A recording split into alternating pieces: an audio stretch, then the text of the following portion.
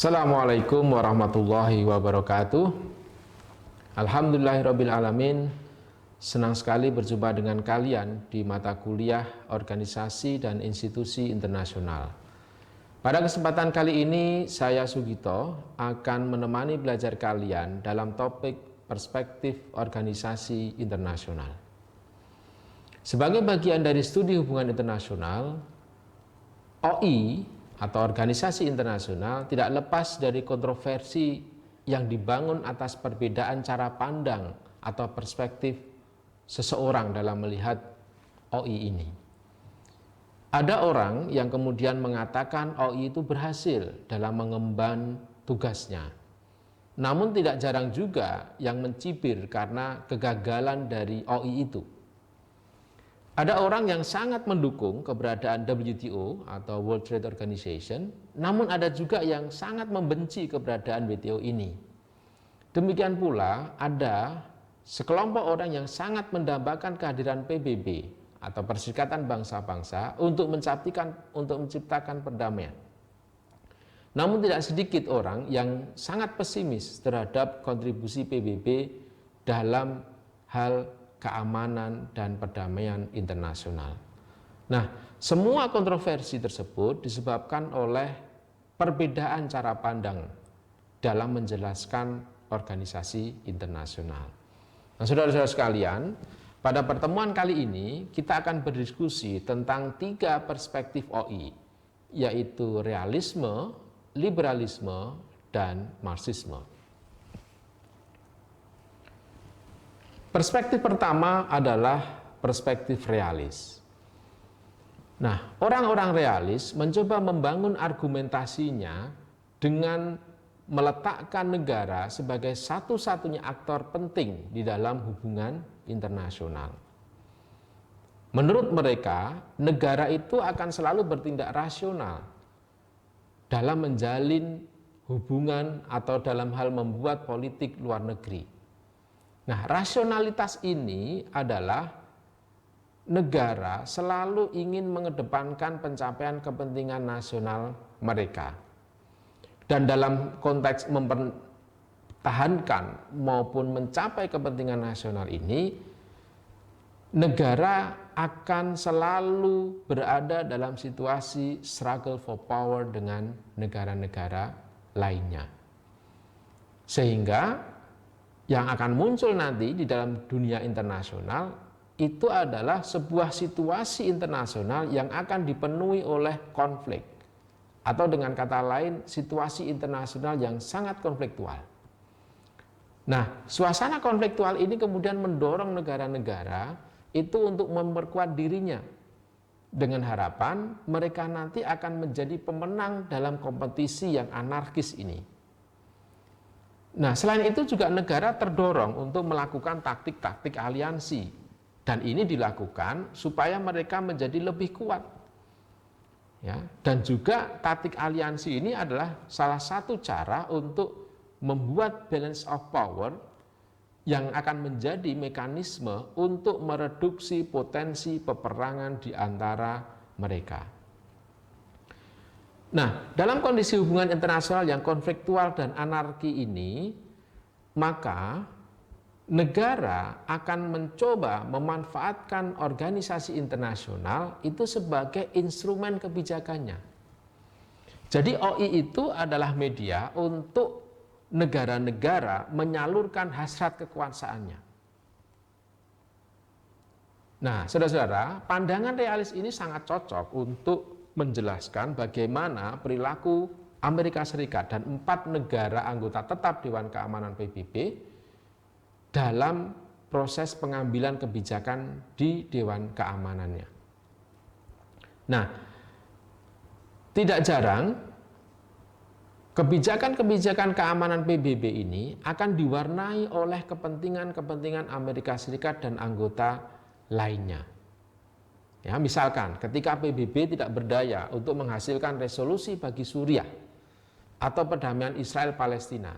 Nah, dalam konteks ini, Amerika Serikat dan negara-negara anggota tetap PBB itu selalu memainkan hak veto mereka di dalam pengambilan kebijakan, supaya kepentingan nasional mereka, minimal kepentingan negara-negara aliansi mereka itu tidak diganggu oleh dunia internasional.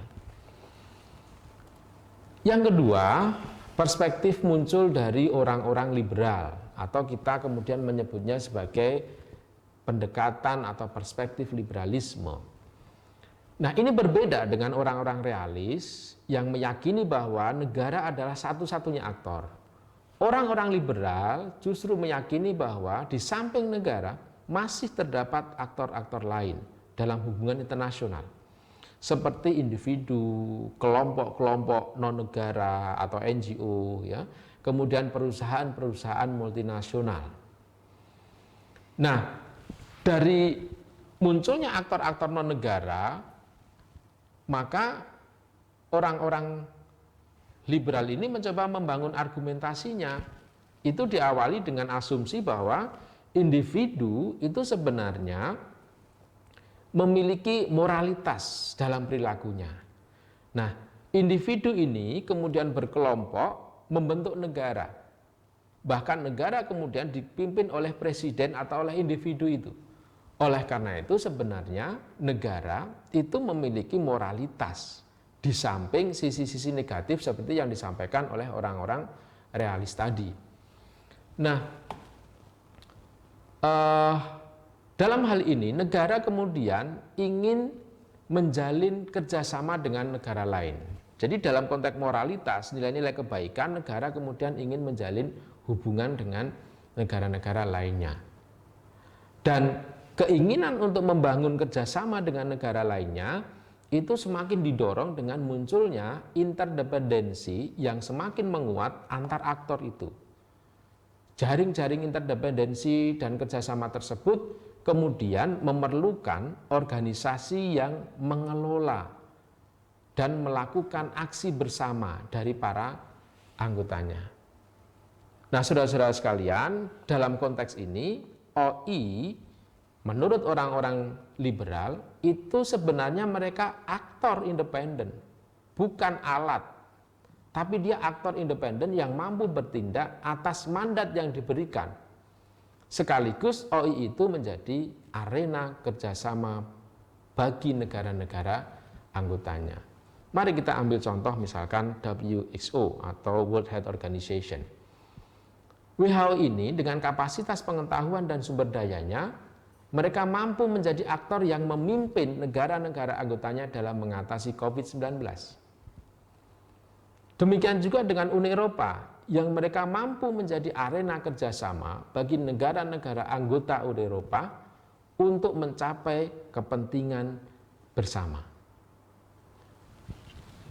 Saudara-saudara sekalian, pandangan ketiga muncul dari orang-orang Marxis. Kita menyebutnya pandangan ini sebagai Marxisme.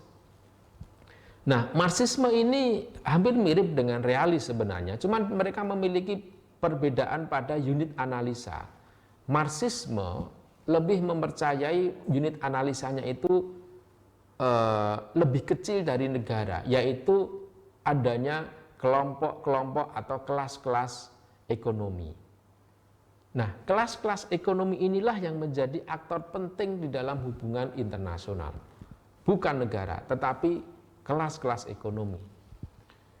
Nah, sama halnya dengan pandangan realis yang menyatakan bahwa dunia internasional ini sebenarnya dipenuhi oleh konflik.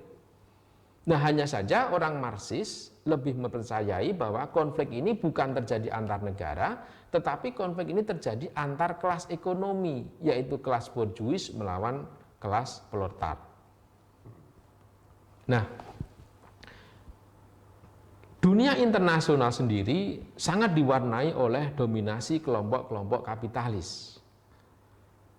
Nah, berdasarkan pada asumsi-asumsi itu, maka organisasi internasional menurut orang-orang Marxis sebenarnya adalah instrumen bagi pemilik modal atau bagi kapitalis untuk mempromosikan kapitalisme di dunia internasional, dan dengan demikian maka mereka menindas golongan proletar. Nah, pandangan Marxis ini cocok sekali ketika kita melihat fenomena WTO dan IMF. Ya.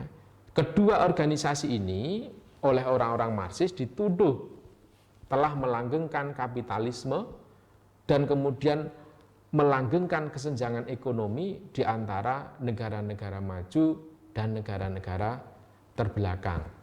Banyak sekali kemudian aturan-aturan di WTO maupun IMF itu berusaha untuk membatasi akses negara-negara berkembang, negara-negara miskin terhadap sumber daya maupun kemajuan ilmu pengetahuan dan teknologi yang sudah dikuasai oleh negara-negara maju. Teman-teman sekalian, dapat kita ambil kesimpulan bahwa pendapat kita terhadap OI itu akan dipengaruhi oleh cara pandang kita. Dan cara pandang dalam hubungan internasional itu ada 3. Cara pandang realis yang kemudian bisa menghasilkan kesimpulan bahwa OI hanya sekedar instrumen bagi negara-negara besar. Dalam hal ini kemudian OI sangat tergantung dengan kemauan negara-negara besar itu. Cara pandang yang kedua adalah liberalisme yang akan menghasilkan kesimpulan bahwa OI dapat menjadi aktor independen yang penting bagi kerjasama internasional. Dan cara pandang yang ketiga adalah Marxisme yang akan kemudian membawa kita pada kesimpulan OI itu hanya sekedar alat kapitalisme global. Demikianlah topik kita tentang perspektif organisasi internasional. Terima kasih teman-teman atas perhatian kalian. Semoga bertemu kembali dalam topik-topik selanjutnya di mata kuliah organisasi dan institusi internasional. Assalamualaikum warahmatullahi wabarakatuh.